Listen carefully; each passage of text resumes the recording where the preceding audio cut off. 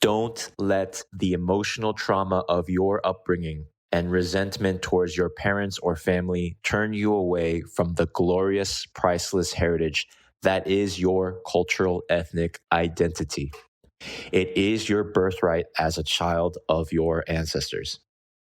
You have only so much to gain if you choose to embrace it, so you can accept yourself, heal, forgive, break the cycles of pain, and live your best life.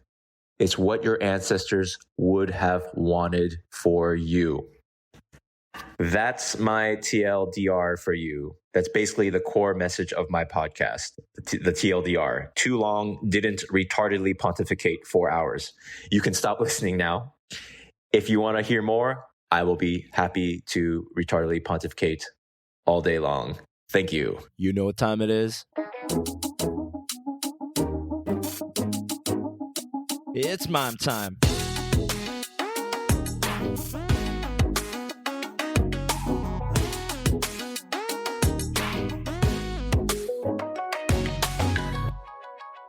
What's good, my brothers and sisters? This is MAIM Time, a show where we talk about successfully dealing with the identity struggle that comes with being Asian diaspora, as immigrants, as minorities. I believe what I'm talking about, the principles of accepting yourself and coming to terms with who you are as a minority immigrant, applies to people of all races and ethnicities and in any country even, because the principles are the same. But I'm Korean, Asian American, so this is going to resonate more with, people who are like me. And if you ever struggled with these kinds of issues, then this conversation is for you. I'm recording this on March 31st, 2025, and it's day 365 of being back in America after living in Korea for over a decade. Last year, on April 1st, I moved to San Diego to live with my brother. And what a wild ride it's been. I talked about it in my last episode about what a reverse culture shock it has been, for lack of a better term, that I'm back after living in Asia for over a decade. It hasn't been easy, but it's good now and I'm loving it. Anyways, today we're talking about something that cuts deep, something that so many of us have felt but never fully confronted. And this is a topic that can be talked about from any angle for hours and hours and hours, as I do on this podcast.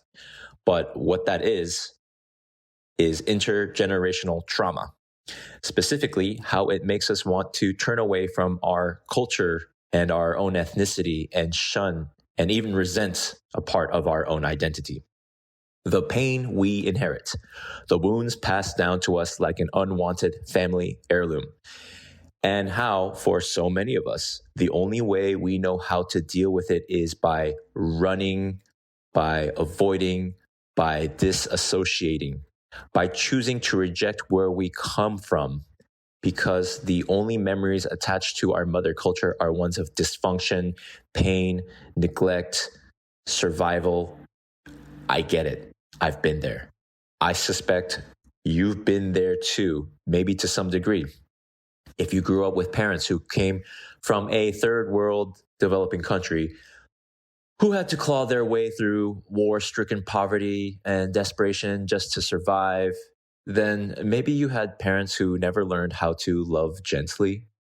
Maybe they never had the privilege of education, modern parenting, psychology, or the luxury of softness, of understanding, of patience and kind loving.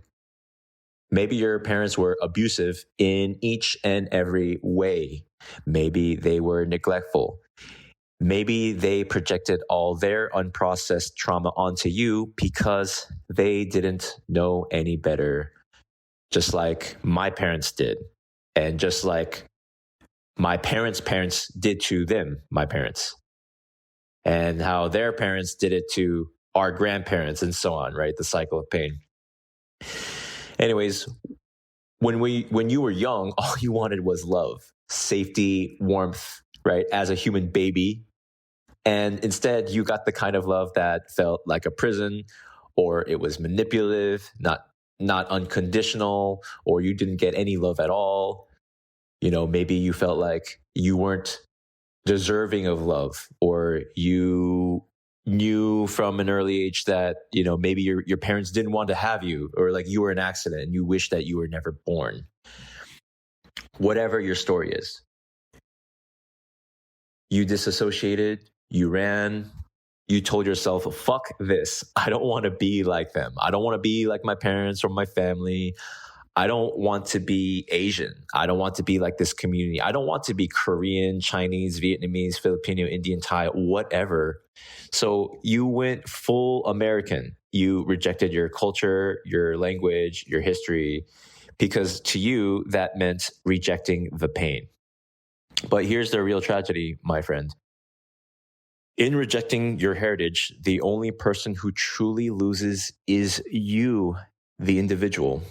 Originally, you may have hated your culture because of your parents, but as time goes on, you held on to the resentment, and that was your choice, and that's on you. That's the double tragedy.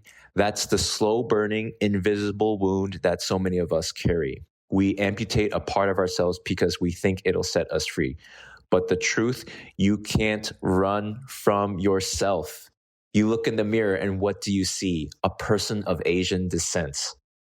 Deep down inside, it's a part of who you are, whether you like it or not. As a side note, for example, there are Mexican brothers and sisters out here in America. This applies to any ethnicity, but it's another minority in America that also deals with issues of identity. Shout out to my Hispanic, Latino / Mexican brethren. Their parents move here from Mexico, and maybe even the parents don't want their children to grow up speaking Spanish because they're afraid their children will grow up speaking English with a thick Mexican accent. You know what I mean? Or maybe it's the child that grew up with abusive Mexican parents and they didn't want anything to do with that culture because they have shitty family members and nobody worth keeping in touch with of Mexican origin. Whatever the situation might be, I could understand their reasoning. However, in my personal opinion, that is a great loss for the individual American growing up without their roots. That is a harsh reality. On so many levels, it is an incalculable human tragedy for the individual to lose touch with their mother culture, the loss of connection with that greater community, the loss of cultural perspective, and to see the world in different ways, losing a piece of yourself, your identity. That's like when I was growing up. I hated being Korean. I wished I wasn't Korean or Asian. I wished I was white and black and I could be like all the other normal American kids, quote unquote, who at least spoke the same language as their parents. I couldn't speak Korean with the rest of my family. Do you have any idea how frustrating, how confusing, how lonely that is? For the youngest child, generations younger than the rest of the family, to not be able to be heard or to communicate. So I thought, I'm American when I'm 8 or 10 years old, but I look in the mirror and I'm clearly Asian. Growing up in North Carolina or Kansas or Rhode Island, where Asians, especially Koreans, are rare. I knew deep down inside, disowning my own Asian identity was also not the answer because of my undeniable Asian appearance whenever I look in the mirror. And you will always be who you are. And if you live your whole life trying to erase that, you are fighting a battle you will never win because the subconscious knows. But you know what?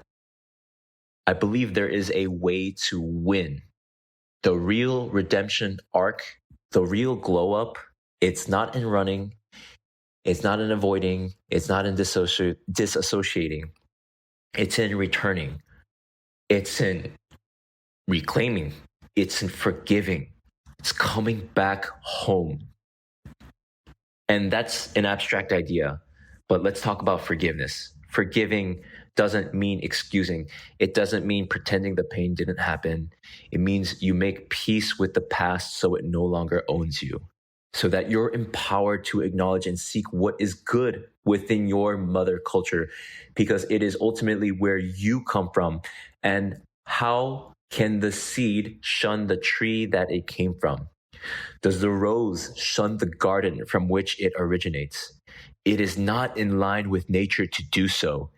To despise the garden from whence you came is to despise your own existence, and that leads to spiritual death, not loving yourself, and then not taking care of yourself, and inevitably physical death. As in, you don't take care of yourself, you turn to substances and make bad decisions because what's the point?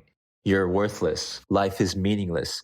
You have no sense of identity because trying to reconcile your identity seems to lead to pain. You just don't want to address the issue.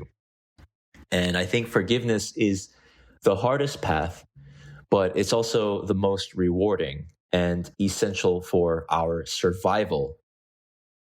Because the alternative, you grow old holding on to bitterness. You become the person you once resented. You spend your life looking back at what could have been.